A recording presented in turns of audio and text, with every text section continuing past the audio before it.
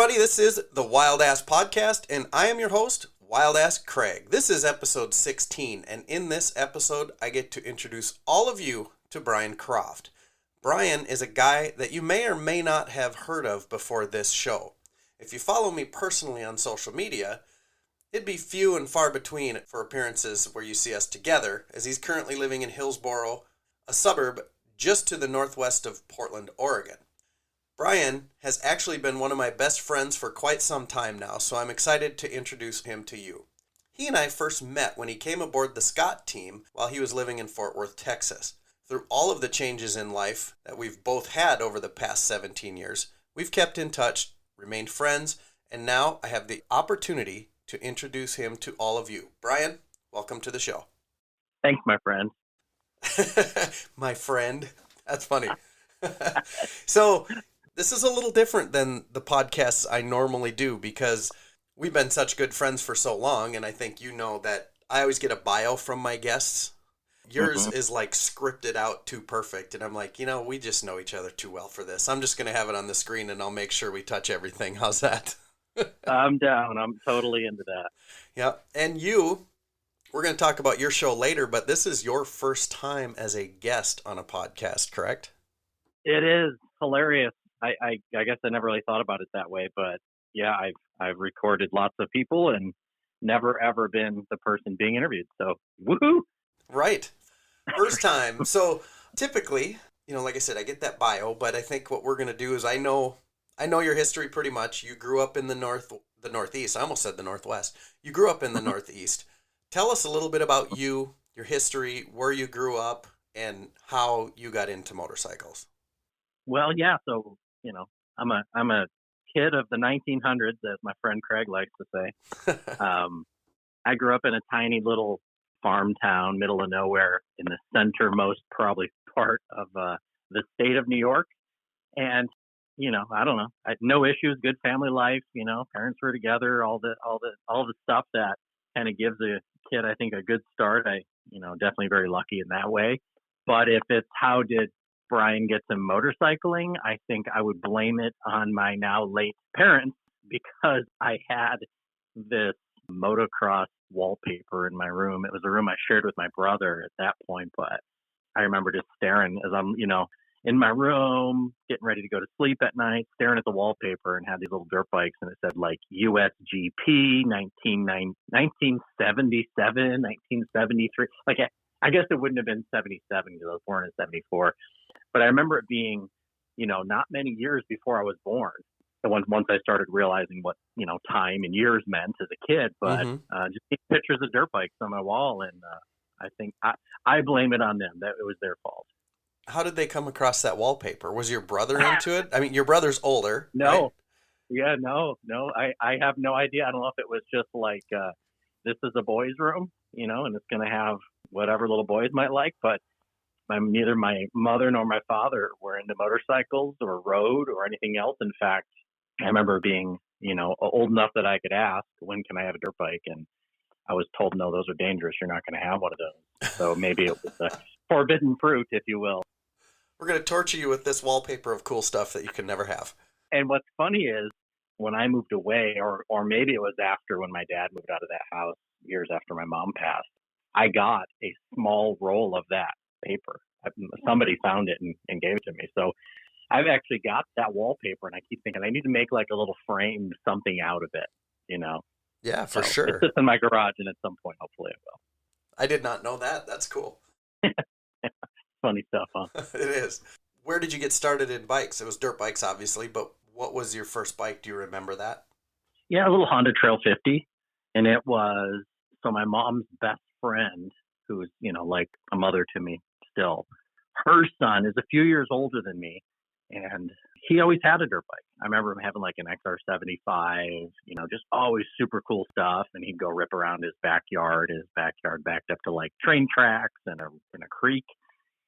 So he did some sort of, I don't know, river bottom sort of stuff, that probably bad dirt, but moved easy and was lots of fun for him. And I'd go and watch him.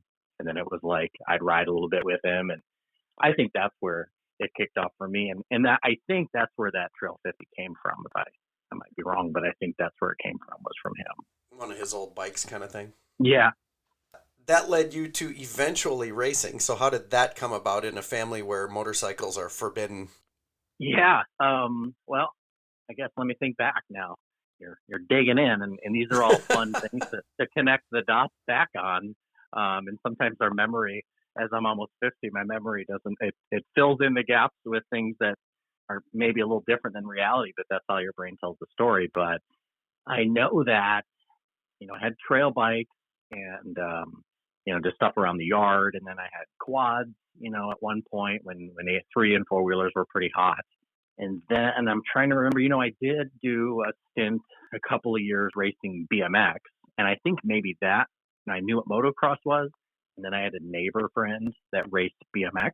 And of course, we raced around the yard in the neighborhood on bicycles all the time. So that was one that I think my parents had no issue with. So I raced some BMX with my old neighbor. And he was really good and I was really terrible. I had a jeans on with the pant leg tape so it wouldn't get caught in the sprocket. And it was an old, boat anchor of a Huffy. So I was racing against guys on just ultra light, BMX race stuff. And I had my Huffy, but I won some races in the, whatever it was, 10, 11 novice class, something like that. So I'd say that was my entry into racing and sort of the pieces of racing that, jived, with me. And, if you want it done, get it done yourself. And, you'll sink or swim on your own. You can go out and cruise around the track if you like, or, you don't have to rely on others. That's, I think, where I started that. And then I think it was junior high, I raced a hare scramble, a little Honda CR80. And that was fun, but it was an hour long. I wasn't prepared to race for an hour in the woods. And it was awesome, and I enjoyed it. But I remember the first one and then the second one, I feel like I did a handful of those. And, man, the part I just kept thinking, well, if I could only do that, and that was the motocross section. It was that track that was, the track was not in good shape. It was rough. I think for me, it was at that point that I realized, racing the motocross component, if I could do just that, I'd be very happy. So I did. Sure. I remember the first woods race I did, I hated it because I was a motocross guy. So it just seemed like when you hit people, they move. But when you hit trees and things, they don't.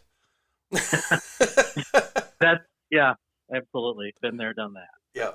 You made it quite a ways through the ranks racing motocross as well, right? Once you made that complete switch? Yeah, I guess so. How does it go? Little fish, big pond, big fish, little pond. Right. Yeah. I think my first season was understanding how racing went, and that was, I think, in like 89-ish, 1989. But then I think my first full year, I was in the 250 Open Novice, and we had full gates. So it was, it was the small district, upstate New York. It's, CNYMRA, Central New York Motocross Racer Association, District 3 in the AMA. We had full gates. And the first year, I won the Open 250 Open Novice class, I guess. And then, solid of course, first year. Yeah. And then, of course, that means you move up. And I think it was my first race in the B class in the 250 amateur. And I thought, man, I can get a start. I know how to get a start. And went and got a start and then got bumped in the first corner and fell down, and about 20 people ran me over. So that was my first race. And of course, as you know, that gives you a bit of I don't know, a PTSD of sorts, where you have a problem engaging, you have a problem getting starts, you have a problem, the decisiveness you need in that sport was gone for, I don't know, handful of races. After I came back, it took me, I think I was out for a week. As a kid, you're made of rubber. I still have a scar on my back from getting run over by a foot peg or whatever happened. But yeah, that was my entry into moving on up, was welcome, kid, bonk, yep. brush. And then, I think it was that next year, I moved up year after year, and I won a class, and then I was in the A class. So that's, expert is A class, which means you're, in theory, you're supposed to be able to go and run with guys that can run pro nationals. At least in my district it was, which I could not do a good day for me would be I could finish on the podium when there was only 2 local pros that showed up. So definitely didn't move up, although I was working real hard to do that. And I was riding and training with some of the faster local pros. Obviously, that means someone who, will race and can maybe qualify for a pro national, or they'll try. But I never attempted to qualify for pro national ever. I just, timing wise for me, I, did my deal locally, and then it was time to decide, hey, you're about to have to, your high school's done. You're going to have to get ready to go to college, or you're going to be a racer, or you're going to be, a bump on a log. So, well, yeah. And those are decisions that amateur racers are all faced with at some point, where we get to, it sounds like you're kind of in the same boat where I was. It's like, okay, these guys are ridiculously fast, and I either have to go to work or I have to try to go that fast. And those guys are way faster than me, so I better go to work. That was my deal. And, this, and I think we probably even talked about this, but, when it's not like I was some kid, was 4 or 5 years old, racing moto with my parents grinding on me to keep, winning and giving me heck if I didn't win or anything. That wasn't my scenario at all. In fact, I got into that considerably later than what it would be normal these days. Yeah. But through junior high, the tail end of junior high, and then I guess more through high school than anything, you didn't do jack squat. You didn't as a personal life, So the friends are all like, dude, let's get together and go out. Let's go do this thing. And I'm like, no, it's Friday night. I got to be able to, get my bike ready. First I'd probably have to still practice and ride the bike and then prep the bike on Friday for the weekend. And that meant you didn't do it. You got up at 4 a.m. to get to the track. And I remember at the tail end of it just being like, I just don't want to do it. So I wanted to race. I loved being around it, but I think I was ready for a change. And I guess maybe to me, that was just, I thought I'd be a pro national guy, but at the point at which I was at that fork in the road, my motivations told me otherwise. I wasn't willing to do, I think, the work to keep, at that point. So that for me, it was a no brainer. I was like, okay, I'm done. Yeah, sure. So that all came right in line with the graduation of high school? Yeah, I graduated, and then I was, racing that year. And as it came to be fall, and I was still racing in the A class, but that was the point at which, and I was like, I think I'm done. You're just going to go to college? Yeah, I'm going to go to college. You're going to keep your stuff? No, I don't think I'm going to keep my stuff. So I sold everything off, and I think that's part of my personality. I don't, I like to kind of do things all the way, or I don't want to bother. And that's worked against me in life and maybe has helped me in life. But I think that's part of my personality type or something. Do you still have a dirt bike in the garage? I don't. I have 2 street bikes.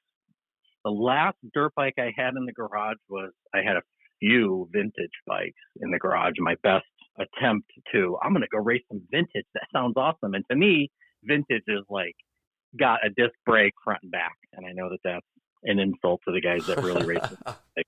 But to me, it was like, I can deal with a steel frame bike, but I don't want to have, drum brakes on it. So.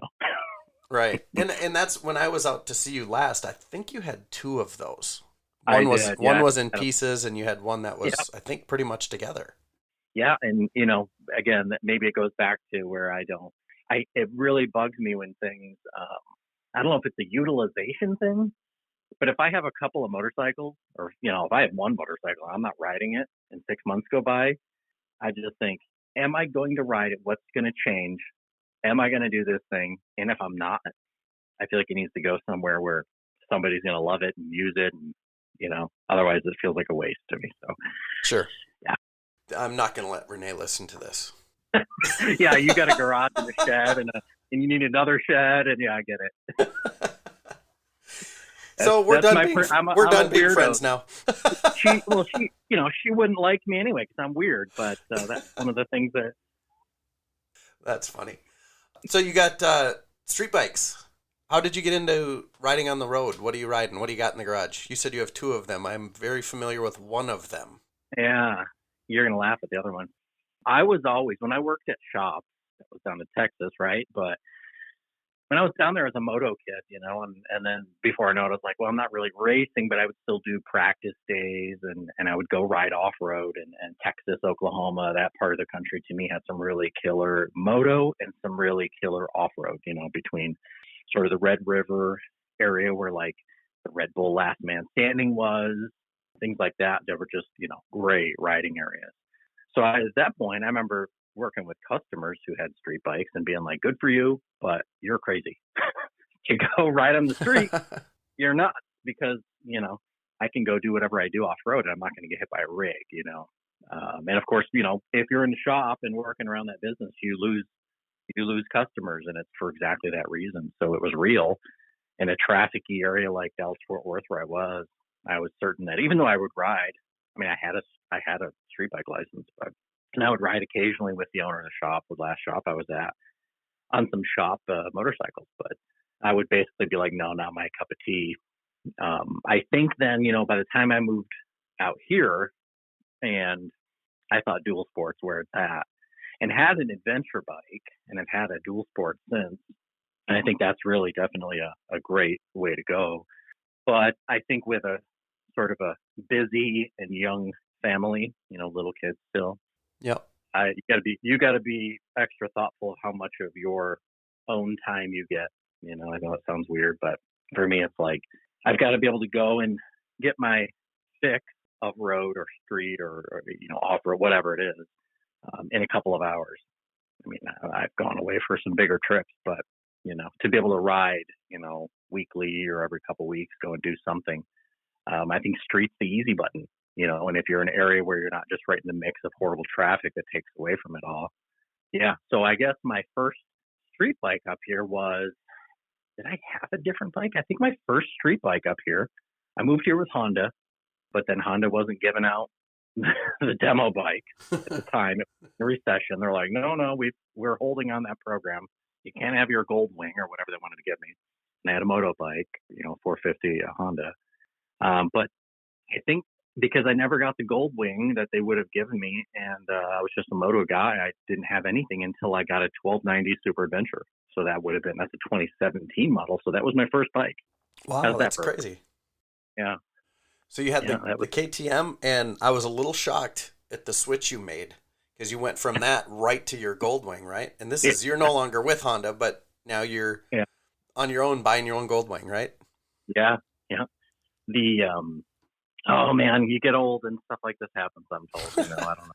But the adventure bike I loved, and man, I found just an amazing group of guys that were, old enough to be scared of getting hurt, but still stupid enough to go into areas that a big, heavy adventure bike probably shouldn't go, and did a bunch of rides with them and really enjoyed it. And then something weird happened to me. I got some weird vertigo thing just out of the blue one day, and was like dizzy all the time. And it took several months maybe for me to sort of get back to normal. I have no idea what it was, maybe an inner ear thing. No one ever figured it out, but ultimately it went away on its own, and haven't had an issue, knock on wood, since. But because of that, because of the type of riding I wanted to do on the adventure bike, which was like, tight woods, like we'd go from here where I live, 30, 40 minutes outside of Portland, but on the way to the coast.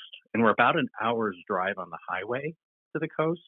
Okay. And we'd go ride, like maybe 15 minutes from where I live, and we'd go off road the entire way to the Oregon coast. And it was nuts, but it was fun stuff, and really aggressive. It's a coastal mountain range. It's pretty remote out there.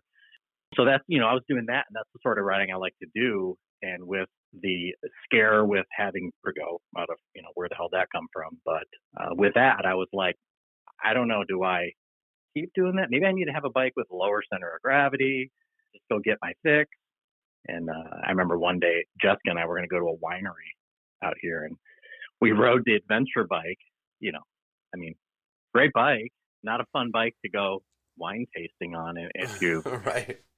You're in a big tall bike, you're at the tail end of some sort of weird vertigo thing. And I thought for sure we're going to throw the bike down in the gravel parking lot with her on the back, and, this wine tasting thing. And I remember being like, I think I need a low seat height, something, maybe a bagger is what I was looking at initially. And yeah, so I started kind of shopping around, and I don't know, I guess I was making good enough money to say, I'm just going to get another one. And I asked her, and she approved, and got went and looked at a Goldwing, and just was like, man, what a fun and different ride, and I bet you I could ride that thing all day. Mm-hmm. And so I got it, had both bikes sitting in the garage, and before you know it, it was a month, 2 months, and the adventure bike was just sitting there. And for me, it wasn't so much that I didn't like the bike. I love it and love that type of riding. But at the time, I wasn't sure about my mental acuity and my balance and all that. So I sold it, and just was left with the king of miles, the big Learjet I had to turn in my man card for. I think they're cool. I mean, I'm a huge fan of Goldwings. You know that. I have been for a long time. Really like the look of yours. Yours is the 18, right? It's a new body style. Yeah. It's a blue color that you just don't see often. Yeah. Very good looking bike. I like it a lot. Yeah, it's a good looking. I remember when I was shopping for them at that point, it was 2018, and I think the 2019s that come out, this ended up being a leftover because at the time there wasn't enough people ready to throw whatever, almost 30 grand at a motorcycle or whatever at that moment. But these were leftovers, and in 2018 it was either a white one, the blue one like I got, or there was a dark red one. And at the time I wanted the white one because I wanted people to see me thinking like they're going to think it's a cop, this white motorcycle. But the white was like hard to get or whatever. So I didn't, I went with the blue as sort of my second choice, and I like it. Yeah. And I still love the bike. I ride it, probably every week I go and have a rip around somewhere out here, not even for very long. It might be out for 30 minutes or an hour. Well, and I noticed, it seems like just last week or something, I saw your wife posted, so she's getting out with you now. I was going to talk about your family, but what's this? Now I'm like sitting here going, what's this other motorcycle? What's the other one? What do you have? You have two of them in your garage. What's the other one I want to know? Yeah.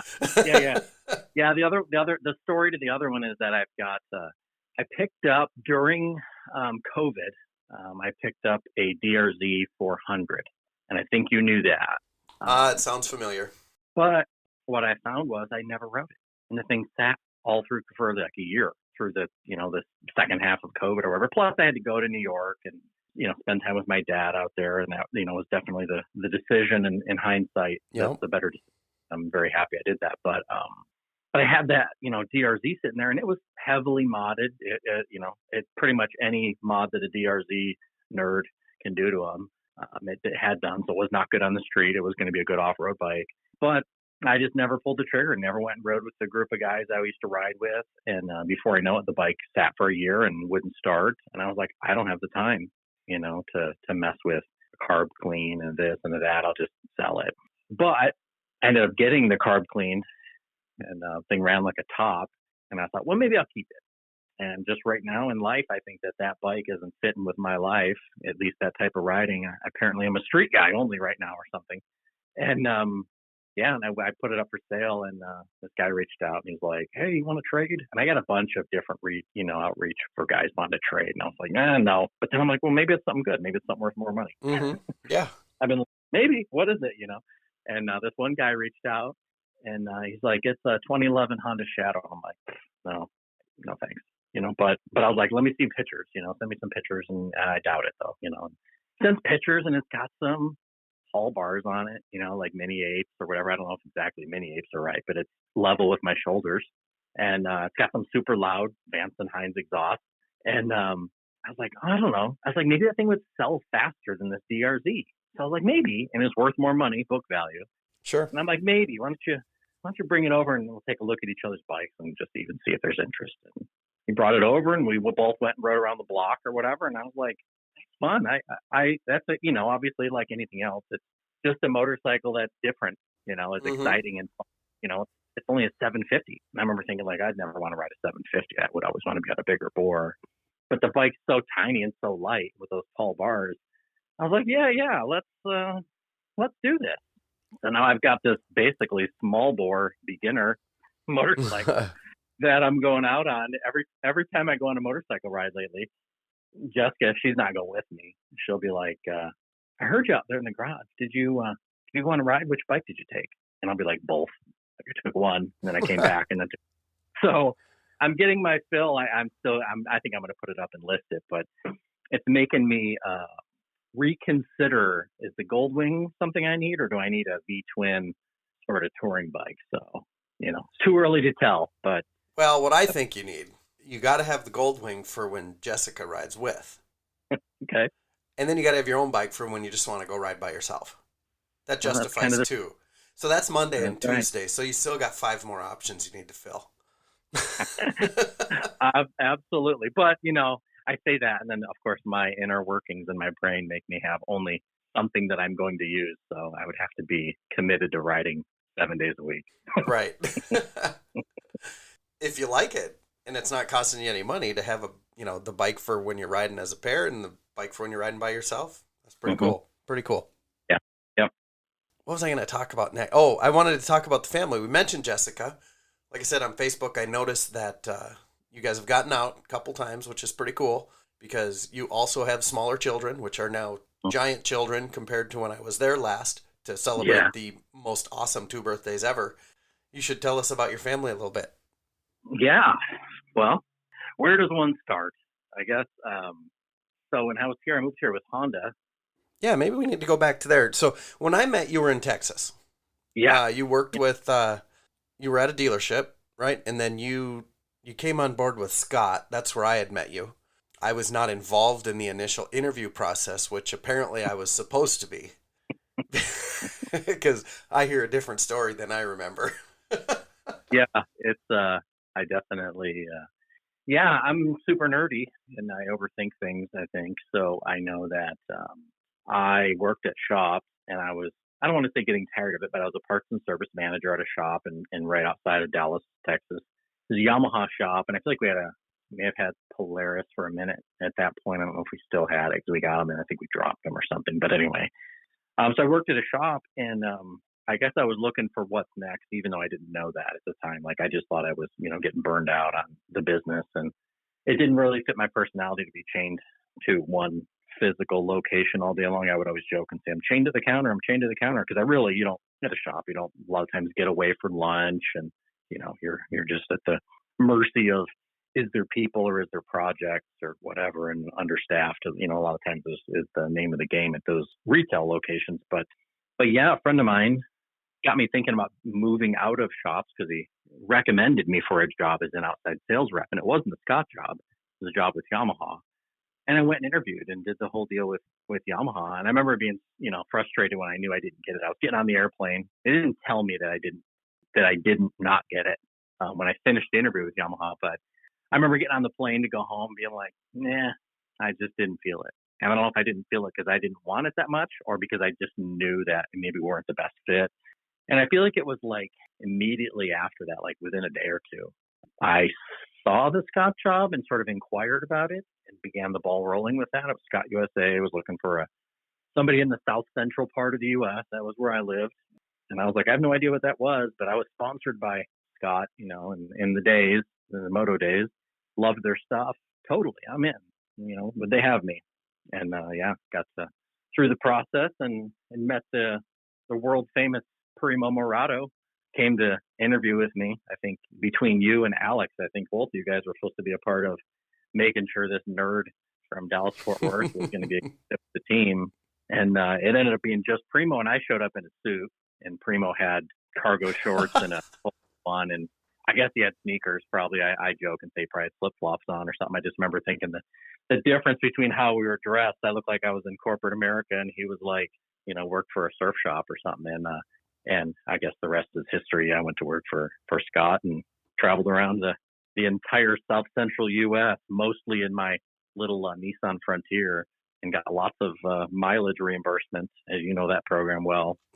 I remember the mileage reimbursements because being in Minnesota, I put on a lot of miles. So it was at that meeting the nerd was born. Yeah, I guess. Yeah, I remember him laughing at me. Stop working, he would tell me. I'd send him an email. It'd be like 1 a.m. Mm-hmm. I'd get out of bed to an idea about a new goggle, or I had an idea about a new whatever. Put together a sheet about it and send it off to Primo, and it'd be 1 a.m. And he'd be like, dude, stop it.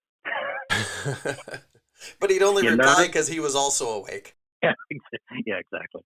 Yeah, for sure. Yeah, I did that deal for, I guess it was 2 years. And then that was the end of the program, right? They start telling us, hey, you guys might want to start looking for a different job. Europe's changing direction. We don't need, whatever we were called. I think I've always called us regional marketing managers or something like that. But Yeah, and they always had us pegged as salespeople, which right, I always pointed out right in the beginning when I started there was sales are the wrong term because there's nothing to gauge that off of because we sold through right, distribution. So we were out supporting reps and shops, and basically we were the guys that just traveled around, gave stuff away, and got to have fun at all the events. We didn't actually show numbers. So when right. Europe changed direction and said, hey, these guys aren't showing any numbers, well, it made sense because they couldn't see the entire picture. So yeah, Yeah, I guess they got rid of everybody pretty much. for somebody to call it sales made sense in a sort of a philosophical way. We could get there mentally, right? It is still always sales because it all is. Mm-hmm. Definitely to put it under the budgeting and expectations of, what would be in a sales line item, somewhere in a budget for the company I get where then that would be a huge issue. So yeah, when they were telling us they were going to unwind that is when I started looking.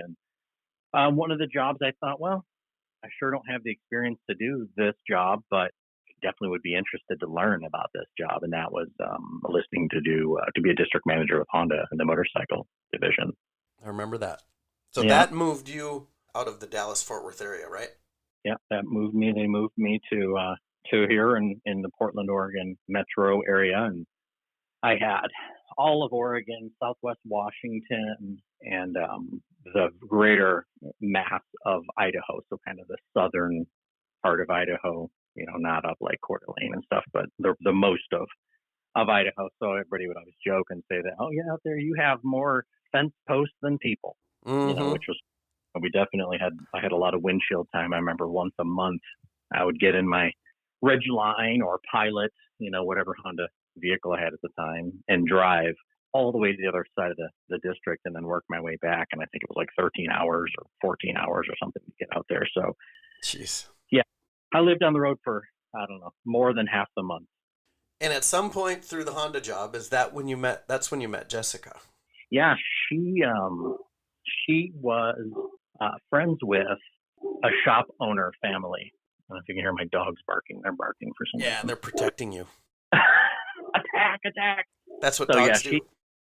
She was friends with a shop owner, a Honda shop owner from the east sort of side of the Portland area. And they I think they saw like she needed a boyfriend and I needed a girlfriend or something.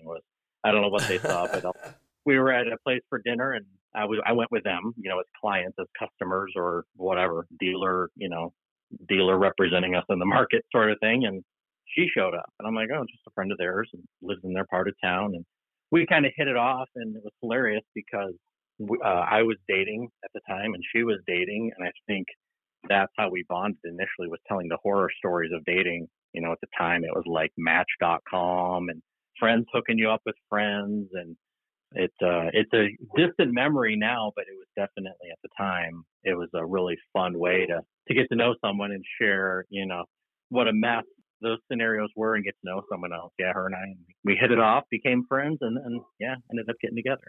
Yeah, now you have a couple of kids together. Yeah. She had a little boy when I met her.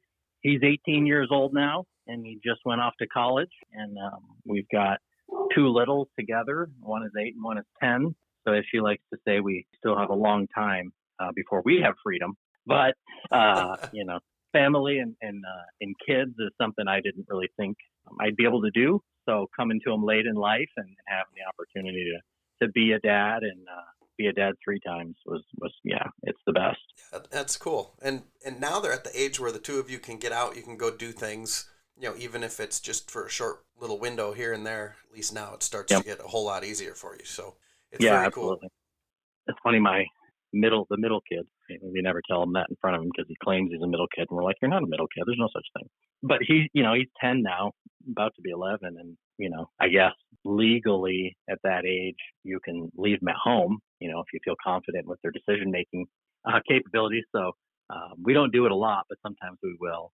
And then sometimes they'll go stay with friends or family or whatever. And her and I will go out and have a ride on the motorcycle. It tends to be the go-to, like, you want to get on the motorcycle? Now, she's not going to go probably anywhere on it if it's raining. So that gives us about half the year here. Well, that's cool. I And I was there for two of their birthdays in the same year, which was it was a long Yeah. time ago, but it's funny because both of the kids said it was the best birthday they've ever had. So I'm just going to hang on to that one for as long as I can. Chalk it up to the Craig factor. Yeah, absolutely. So funny. Now you live right near their school, but is this the plan? You're going to stay out in the Portland area? Anything in the works? Anything going on that you guys, I can count on you moving a little closer to the Midwest? Nothing worth mentioning out loud, but you never know. I can tell you that there's a lot I love about this part of the country, and then there's a lot I'm very torn. There's a lot I love, and there's a lot where I would flip a coin and move away if an opportunity presented itself. But currently it would just be a matter of, if something came together for Jessica with her employment that was a benefit, or in that way, I'm on board. And if not, we live here. So nothing sort of in that way. My job, all my stuff has been, I do real estate here to say, I'm doing air quotes around do for the real estate, because I'm newer to real estate, and it's turbulent times right now with rates and what's going on in the market. But I have clients, and I do real estate here. But I also do stuff in the motorcycle business, and all that stuff's been remote work, so I can do it from home. So yeah, that's good. And it's funny for the listeners, just so they kind of know what I'm getting at. I keep sending Brian real estate listings that are closer to here, so we could actually hang out. I think the last one was just recently, like 75 acres for probably less than you could sell your house for out there. So other than the winters, I think I'd have a case. Yeah, you'd have to lie. You'd have to be a really good liar about how bad winters are. They're super light nowadays. They're super mild. Yeah, global warming, it never even gets to the 20s anymore here. Yeah, no, I think that's my personality type, though. And of course, with a family, it's harder to move, But my personality type is to experience an area. And I've been here now for, I think, right at 15 years. I was only, 10 years in Texas, but between the two, Texas and here, I've now been away from my hometown longer than I lived there. Sure. So I thought that sort of threshold was weird to have crossed, because you call a place home, but a lot of places can be home. And definitely when you have a family, it becomes, home is where your family is, especially your core unit, your household, if you will, especially when you got little kids, For sure. We passed over this somehow, or maybe not. Maybe this is the time for it. With like our industry, we're having a hard time finding people. That shops are looking for people all the time. I was going to ask, how did you actually get into the industry? What made you go from a rider to a motorcycle shop guy? Because I think people think it's really hard to get into this industry, but it seems like all you have to do is just really go to your local shop and see if they need help. But how did you do it? Yeah, well, the joke that you made about move to Minnesota, the winters aren't that bad. The winters in upstate New York are why I got into the motorcycle business. And obviously I could have got in the motorcycle and snowmobile and blower business in New York. But that area, that whole sort of upstate area, compared to, a bigger city, especially a bigger southern city, and a city with maybe some better economy happening. But that's, I worked for FedEx after, kind of during the tail end of my college life, and did a few years there. And as a courier at FedEx in upstate New York, I loved the job. It was kind of like, I'm out and about, I'm doing my thing, I'm seeing all the sights and smell all the smells, you're driving around, you're in the mix, But then it started snowing in the fall, and then it started being icy and snowy, and then you skid into a fence, and then you get written up for it. And my feet are always wet and cold, stepping in puddles. And so the joke was that, FedEx showed me that I needed to not live where there's too much snow for too long. And a friend of mine from high school was down in Texas working at a shop. And of course, I would talk to him occasionally, and he'd be like, "What's going on?" I'm like, "I freaking hate the snow." And it became a whole, well, if you want to come down to Lewisville, Texas, which is, just up north of Dallas-Fort Worth. And he was at a pretty killer shop down there. It was a new Yamaha, what they call the pilot store, so it was a Yamaha only, had all kinds of cool trade dress and branding. It was unique for them. That was sort of they had first started off, I think, maybe a year or two prior to that. And it was a new store, a lot of, excitement around it. And it was, just out of that busy DFW metro area. So he asked me a couple times, I think. And then one time I was like, tell me about it. Tell me what that would look like. Before you know it, I was packing up a Penske truck with my KX250 and my, I don't know, my dresser and my bed. I mean, literally, I had probably the average size box truck, and there was plenty of room. I had nothing, a kid. I was 20, whatever, 4 years old, and had nothing to move. That was, it's refreshing to think about, to be that clean and just mobile. But moved down there and started doing that. My first job down there was a service writer. I didn't, I barely could work on my own motorcycle, but I thought, oh, it looks like a fun job. Well, it wasn't a fun job. It was a horrible job. You're dealing with everybody with their brand new bike and fighting. They're saying, what do you mean my first service isn't free? I need to talk to the sales guy that sold me this, and what do you mean this isn't covered under warranty when the back brakes are, not working and I've only got 10,000 miles on it or whatever, So it was you get a steep learning curve in that. And I definitely have a lot of empathy for anybody that works in the service side of the business. I think I did that for like maybe a year and then went over to the parts side of the business. So you did parts service dealerships. What's that? Yeah, and I liked parts better, at that point, because I could talk about fun stuff, like open the Dream book, open the Tucker or the parts or the Western book, motorcycle stuff back then, right? These different brands that may not exist anymore, but some do. And opening the books and somebody comes in with a problem and we, in the parts department, you solve it by opening a book more likely than not. You might have the stuff on the wall, but it was more about wrapping their head around the future. And I'd always say, like, what do you want to put on that bike? Don't you need this? And it was a lot of fun. I liked that quite a bit. That's something I do still miss that part of it from dealership, is that sort of parts person side of it. That's a lot of fun. Yeah. So saying you did that, then you went to the Scott gig and then you were with Honda and then you kind of left the industry for a minute, if I'm not mistaken. You went into the automotive side. Yeah, I ended up at Mannheim, but so I left dealership, and I don't even put it on my resume, but I went to work. When I left Honda, I did nothing because Honda had a voluntary separation. And for me, the Honda sort of those days, and that was during the recession, the deal at Honda for me was not a good fit. I was looking for the win-win. How do I help these dealers succeed? That was sort of where my brain was always at. And Honda was, ruled with a little bit more of an iron fist, at least in those days. It was more about like, you only have 5 VTXs on the floor. Maybe you need 5 more. Why don't you take 5 more? Are you trying to upset the market share?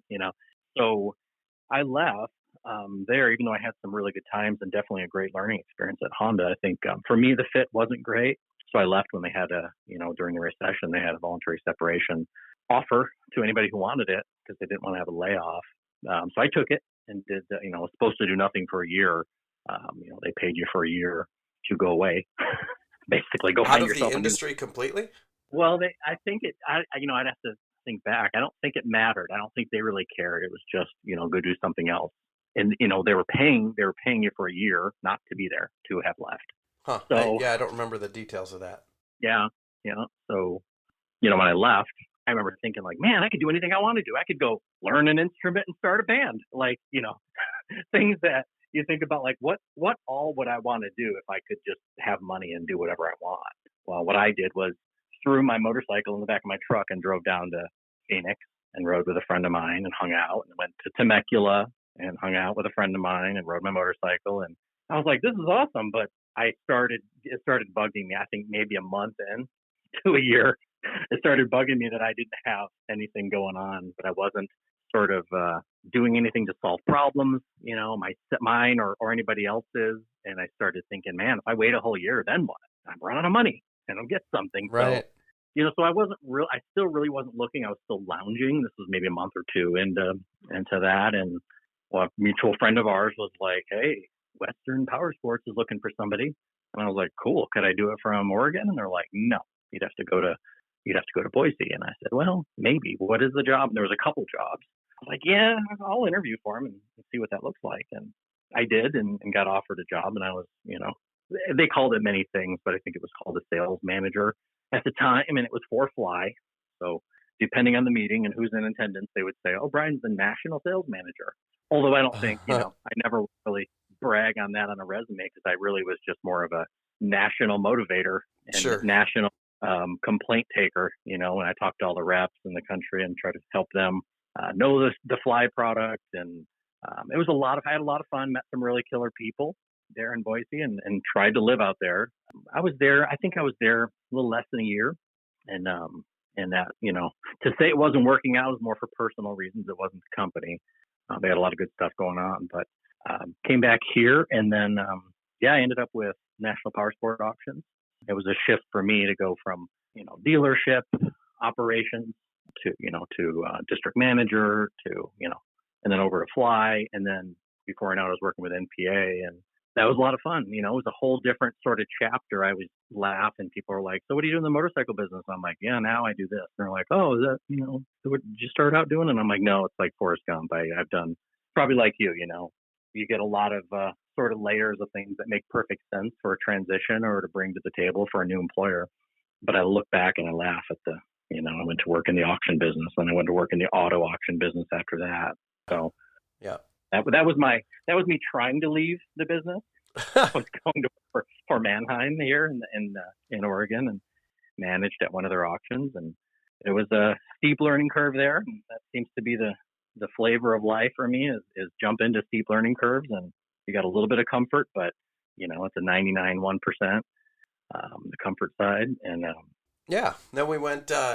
I got you hired away from there for a stint with a company that we both worked at again, Rojo out of Illinois. And then you went back, which was a lot of travel. And I don't think either of us expected the amount of travel from where you were to the East Coast. And right. So it made sense because it was like all day to get one direction. And then you had a very little boy at home around that time. And then you went to online trader, right? Yeah. You were there for a long time. I was there almost 7 years. That was, I don't know, that was the longest sort of employment at one place I ever had. And within that time, a lot changed there, and the company got bought out, and a lot changed. But yeah, for me, it was like, I don't want to work in a dealership.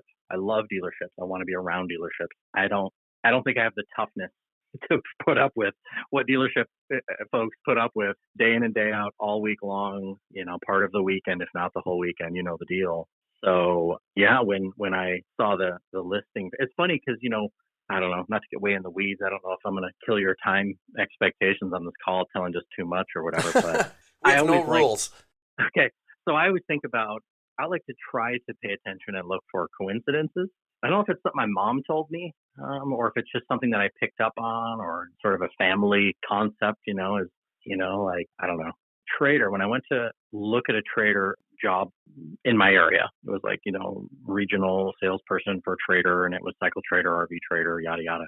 I was like, interesting. Oh, let me see. And I put in for that online, and a recruiter contacted me. I feel like it was I think it was on LinkedIn maybe, reached out and said, hey, I appreciate you, applying for this. I'm involved with the process here for them to see if candidates move on. And here's my hang up for you. You don't have advertising experience, and that's what this job is. You're selling advertising. And I was like, okay, well, what is it? I'm sure I can figure it out. So I'd never worked, in that of advertising, but I understood generally and loosely the things that dealers did, having worked at Honda. What did they do? What didn't they do? Which changes all the time, to advertise and to brand themselves, and how do they spend their money and why. But this recruiter guy, I remember him just being like, yeah, I don't know. And then he went cold. I don't think I heard from him in a little bit. And so I was looking for something that would keep me home more, that. And I remember then we went to that show with Airhawk where was that, in Chicago? Where the heck were we? And there was no actual dealer. I think it was. A dealer show. It was insane. It was, well, I guess it was around the holidays or something too, right? So we went to Chicago. It was like a ghost town where we're talking to other local booths that are set up near us, between you and Steve and I think Chris, like we were all there. And I went over to the Cycle Trader booth just because I wanted to get a feel for, like, if something were to come together with this, like, what do these people like? What do they, is there anybody here that does that job where they could be like, dude, red flag, and I'm like, great, good thing nothing happened with it. And I went over and I told the guy that I first talked to, I was like, hey, I applied for a job with Cycle Trader. I'm curious, is there somebody here that does that job I could sort of bounce, questions off of? And he's like, yeah, where you live, whatever. And he's like, yeah, actually the hiring manager's here. And she was a regional or something at the time. So he called her over, and I got to meet her. She knew my name because it came across as a list of candidates, I guess, but I still hadn't passed the recruiter portion. Sort of there's even more to the story. I won't bore you with it all, but to me it was like, I would see things that maybe lined up as being unlikely to have happened, And I would always imagine that those things were indicators of sort of God or the universe, whatever your beliefs are, the favor that you're, you taking action and you're moving in the right direction and you're getting made aware of it if you're paying attention, that you've gotten movement, that you've gotten, sort of, it's not like I think God's, shining the spotlight down and saying, here is your treasure. But I do think that, right. I do think that you can, pay attention and notice things that are unlikely. And there was that plus some more that had occurred. And I was like, this is a lot. And then, of course, it all came together. I went to work there and I loved it because I was home every night. I think, occasionally I'd go work a show somewhere in Nashville or wherever. But otherwise, I was home every night, which is what my family needed, at that time. So, yeah, I did that for almost 7 years. That's crazy. Yeah. All while also forming and coming up with the Dealership Fix It podcast. So I don't know if any of my listeners listen to that, but Brian has his own Dealership Fix It podcast where I'll let you tell the premise of the show, how it started. And now there's a couple of different things. You have what we'll call the normal episode, and then you also have the Heartburn to Heartbeat. So tell us how the show started, and then where you see that going now, and then why Heartburn to Heartbeat. Let me go back in my mental time machine. I know that I started listening to podcasts, and I think with the rise of someone like Joe Rogan, and then somebody's ability to say, dang, I can't listen to 3 hours of something. But knowing that I listened to stuff as I did things, like I'd be in the car traveling for work, and instead of listening to the radio, hearing the bad news and then the song and then some more bad news or whatever, I liked the idea more of ideas. I like to hear people that are thrashing out ideas and sort of talking about them. And, I'm no brainiac, but I like the idea of hearing somebody else. And of course, to me, the whole time I'd be like, yeah, I feel like I want to get right in this. I want to be part of this conversation. I just definitely felt like, discussion of ideas and people talking about things in sort of that longer form. I was like, man, wish we had something like that for Powersports. And there was a few podcasts, if you were at the time, this was in like 2018.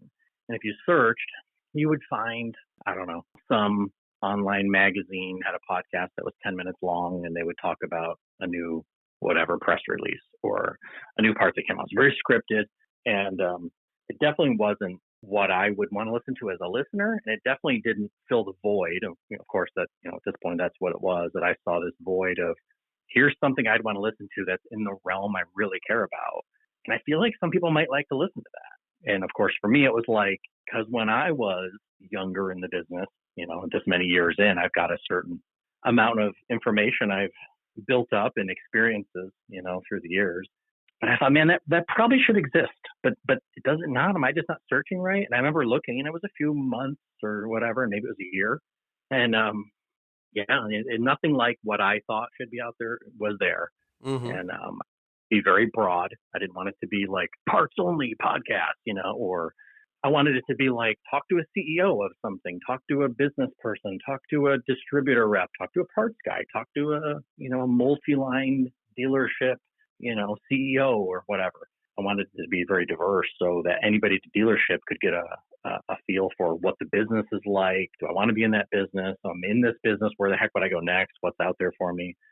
And then I remember, so it was probably the end of 2018, and I may be wrong in my timelines here without looking at it, but I know that at one point, it's your fault. I know at some point it's your fault because I think I told you, and then you held me accountable and started sending me shit like, here's a anchor.fm. You can just do a podcast right on your phone. Why don't you just do that? I feel like that's how it started. And I think it was that very beginning of 2019 that I was like, well, it doesn't exist the way I think it should exist. So I'll just try to do my best to fill the void that I think, feel, might need to exist. And then I was thinking, well, if somebody else comes in and does it better, then good for them. And if not, I'll do it. And if it's fun, I'll keep doing it. And if it continues to be fun, I'll do it. And maybe by the time I get to about 100, I'll know if I'm any good at it. Right. So off I went, with the urging of Craig, and been told that I should just go do it, and then held accountable. And I don't remember, it's a blur now, but I remember that was kind of what started me out. And have you hit 100 yet? I think you're right around, like, I know you've done 75 for some reason. Yeah, 80 something. I'm at 80 something. Okay. So I'm not there yet. And as you know, because you do these, it's funny. the joke is everybody's got a podcast, right? Right. And I think that I like what the things I like about podcasts, right, are that to some degree it's immortalized. The conversation is immortalized, like I think, man, I would have loved it if my dad did one of these. My mom did one of these, Mm-hmm. right? Yep. Not that I do these so my kids will hear it one day, but I think that, if they did, it would be pretty awesome to hear some insights or be surprised to learn that it exists, in the conversation, even if it's not about family, even if it's about what they do or what they enjoy or they're passionate about. There's a lot to that. So initially it was like, I'm having all these conversations with dealers all the time and, at Powersports and RV dealerships predominantly. And I remember thinking some of these conversations are awesome. I would like to just record some of these. But the reality is, right, it's hard. Yeah. Not everybody wants to be recorded. Not everybody is the same when they're recorded. And you and I both know that. You try to be loose and open and just, conversational and your real self. But, it's like if somebody stood in front of you with a video camera. As much as you want to try to be just the reality of being immortalized with whatever you're about to say or do, puts a little bit of an asterisk in the back of your head, I think. So. Sure. Never thought of it that way, but yeah, very much so. Now, I know you took a break in there somewhere. A couple, I'd say. So, and not doing it to make money, doing it because I thought maybe it should exist in these conversations. I really wanted to have conversations, and I wanted to take people who I got to know a little bit about, or I knew from a friend of a friend, or I knew I saw their stuff online, and getting them to tell a story, and maybe it'd be a little bit different and somehow unique, and maybe it'd be something where the story had a benefit, a takeaway from the listeners. And maybe it helps that person. Maybe that person, having told that story, then if they feel like they did a good job and they share it with somebody, it's a way for them to not have to feel like they're telling their tale. They're just handing over a link. Here's me telling about myself, or telling about how I built my company, or what we do differently, or whatever in that way. So I really like the idea of the audio only recordings. I know that the trend is definitely moving quickly to be video and audio, but what I still really like about podcasting, I think, is that I hear from people pretty frequently, and they say something that if I were to generalize it into one lump, it would be like, yeah, I listened to your podcast or a couple of your episodes the other day when I was working in the garage, or I was working in the yard, or name that thing, something where they were doing something else. Yeah. Multitasking, they plug their ears in, which I really appreciate that somebody would actually take the time and click the button to be like, well, let's see if this guy's stuff's worth of shit. Who knows, But to listen to those things and then they say like, shoot, I don't think I made it to the end of your thing because by the time I got, halfway, 3/4 there, it got me thinking. If they say something like that to me, it's like gold. Yeah, because for sure. If somebody gets in the creative mindset by listening to whatever the ideas, that's really what I'm after, is ideas and thrashing them out and getting creative. If that happened, and somehow the podcast or my words or my guest words or whatever got them in that space, that's what it's all about for me. Yeah, that's awesome. Yeah. That's awesome. So you're in the 80s, which I can see now is how difficult that is. Mine has been on hold since probably, I try to pre-record a bunch and then get them all posted so they publish automatically, but I just ran out of time this summer. So now I'm trying to get with everybody that said they'd come on, and I have, like I said, I get bios from everybody. So I got yours and I got 2 other ones here to go through that I got this week. And then, I have some more people coming on, but I don't think I'm going to hit my goal for the year unless I start releasing them every single week. But we'll see how that goes. Not a big deal. Like I say, this is not a for financial gain thing. This is just me trying to introduce the world to my friends and hear your stories. And, we get to hear a lot of cool stuff on the road. And that's kind of how this came about too, is just people, telling me stories and sharing things. And it's like, man, this stuff needs to be out there for people to hear, because and you're, a lot of the guys and gals you talk to are amazing, and you're so inquisitive anyway that it's obviously a no-brainer. That's why everybody can do and seems to be doing some sort of a podcast, right? If there's something that they enjoy, right, anybody can do it. The hard part, I think, this is my own take, right, take it or leave it, is not everybody's really good at it. And I don't know that I'm good at it, but I know that you're good at it because I think you're so inquisitive. You really want to know. But the hardest part about doing it, and the thing that in hindsight, and now that I've done it for a few years, is knowing that anybody that's doing this isn't just, it's not a, you press a button and a conversation goes out to the masses. I mean, that's really the distribution nowadays, but how many phone calls and texts did it take? Yeah. In conversations did it take to settle on a date and time to record it, right? That seems very simple. Yeah. But Yep. life is definitely has a way of putting things in front of a nonsensical podcast conversation, right? So everyone you hear, I have a huge amount of appreciation for knowing that not everyone, but a lot of them can be very difficult. People will tell you, yes, this is the day, this is the time. You'll clear off your time for it. You'll dial them and they'll be like, oh, shoot, you know what? I just realized I have this other thing. I can't. Can we do this another day? Well, sure. You're smiling as you're like flipping off the phone or, like pulling your hair out because you purposely set up your stuff, your notes. You did a little homework on them. It's all stuff that you can use later. But I have a newfound definitely appreciation for, I don't know, if a guest goes on a TV show or something, they have a whole department that books those people and makes sure everybody's on and they've got backup so they don't waste time. Like I get at that level, they can do that. When you're a podcast recorder, it's like flip a coin. Is that person going to be able to get on there and you'll be able to have a conversation? So it's a lot to just even get it accomplished, I guess is all in all what I'm saying. It is. On that note of getting it all accomplished, have I missed anything? Are there any notes that, did I miss anything in your bio, anything we need to talk about? I always like to ask that question. So if there's something you wanted to say that I didn't ask the question or whatever, that we can get it out. Oh, I don't know. I think, I would say not. I think there's, everybody's life is a whole lot of pages and a whole lot of chapters if we're lucky. But I don't know if there's anything vital that I would feel bad about, just part of more of a different story if we didn't get there. Sure. Okay. Well, that, of course, brings me to my favorite part of the show, the 5 questions. Are you ready? What if I don't have the answers? You have to have an answer. The beautiful thing, and one thing you didn't mention about doing podcasts is editing. I said, I don't want to edit. Yeah, that's not possible. Because some of these questions, I've had people literally go 30 seconds to a minute of silence. They'll go, oh. So you can make me really on it. You can ask the question and I'm right into Yeah, so I fool people all the time and make you think you got these answers dialed up. But I can tell you that most people, when they answer the question, that's exactly what they do. They go, oof. And then they wait for a while and go, that's a good one.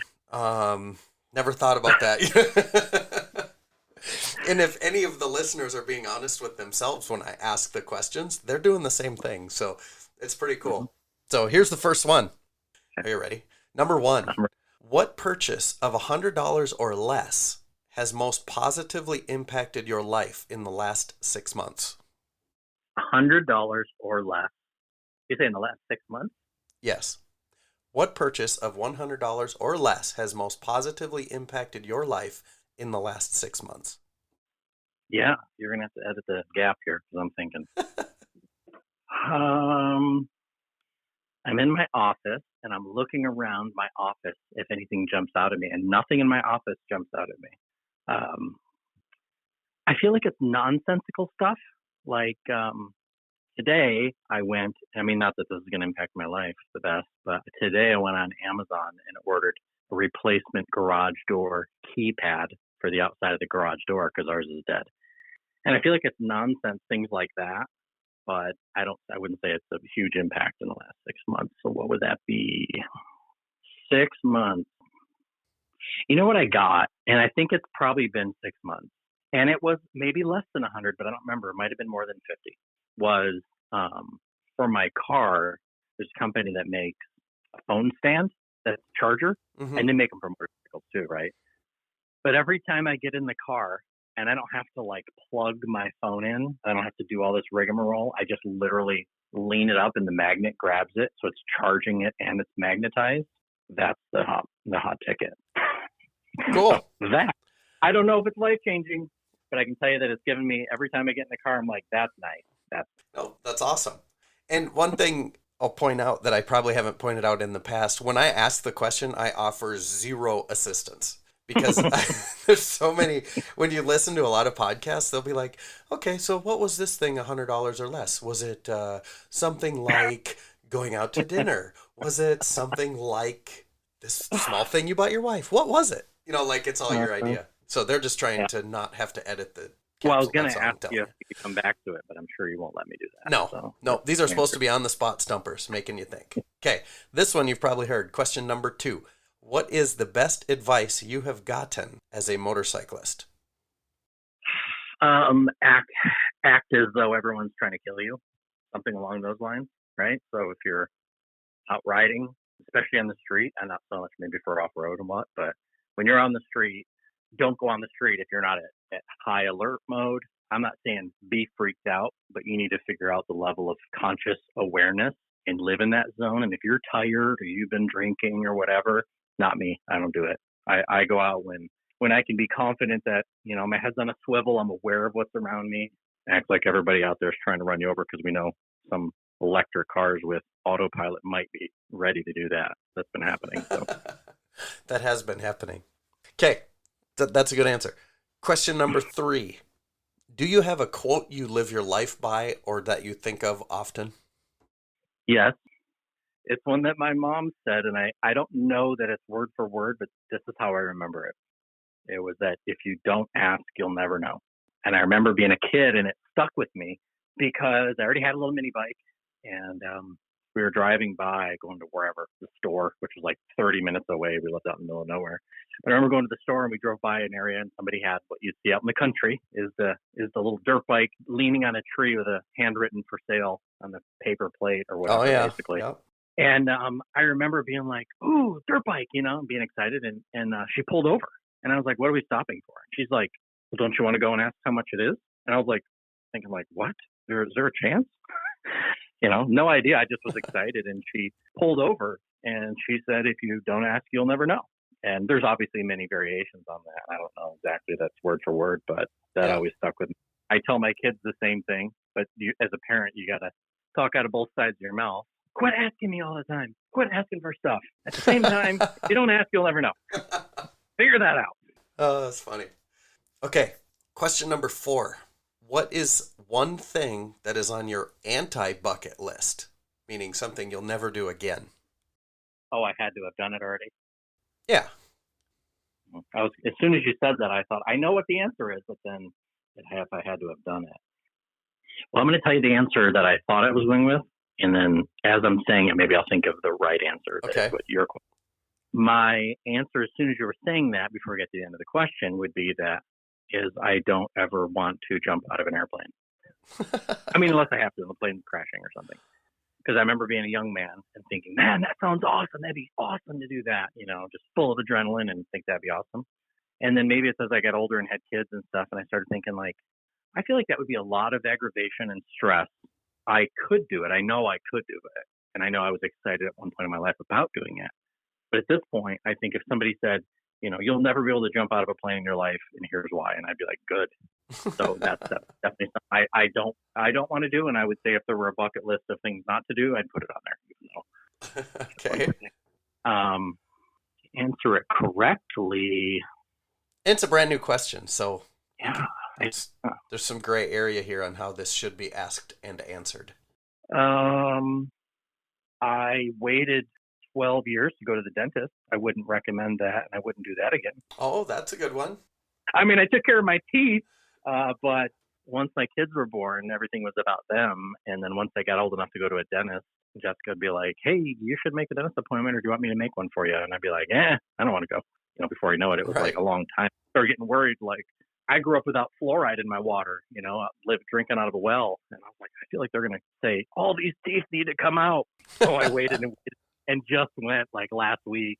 And they were like, surprisingly, you must take really good care of your teeth. There's a couple issues, but 3 hours later, sitting in the chair with, different work needed to be done. But yeah, I will never do that again. Okay. The final question number 5. What is your favorite documentary or movie? Documentary or movie? There's a lot of them, and I do like documentaries. I like documentaries that would be about history, like they have that Men That Made America, deal, and it shows old times and the steel mills, and that would be a series, right? Yeah, and I would count that. I mean, that's legit. Okay. If it's a series, that's fine. something along those lines. I like to. I'm not into like sci-fi stuff, so I would say something that is either legit. This is at least what that storyteller's version of this events are, and it tells you that things to do with history, especially to do with some of the bigger players, in the creation of a country or a company or those sort of things. This behind the scenes, what we don't normally get taught. That would be that. And as far as movies, I like just stupid movies. Like I like Office Space and I like Super Troopers, and those are just like, I don't know, pothead movies, that kids that are stoned will watch, but they are hilarious. And I like sort of that nonsensical. Yes, they are. Yeah. Okay, I think that's it. What do you have any asks or requests from my audience, or any final parting words? Maybe I would say just from my own perspective, sometimes, especially with all the COVID stuff, we all go through some shit, and we all go into a place where we're not maybe being creative or doing things that are fulfilling us, and we get into some rough spots.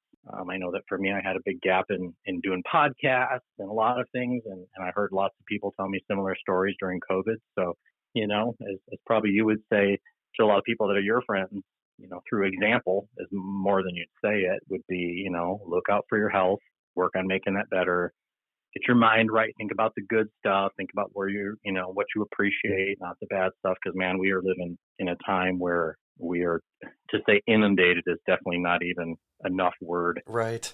With the bad stuff. So, I would say, from my perspective and probably yours, I would say just anybody hearing this, if you're in that sort of a place and you're having a rough time, reach out to friends that will uplift you.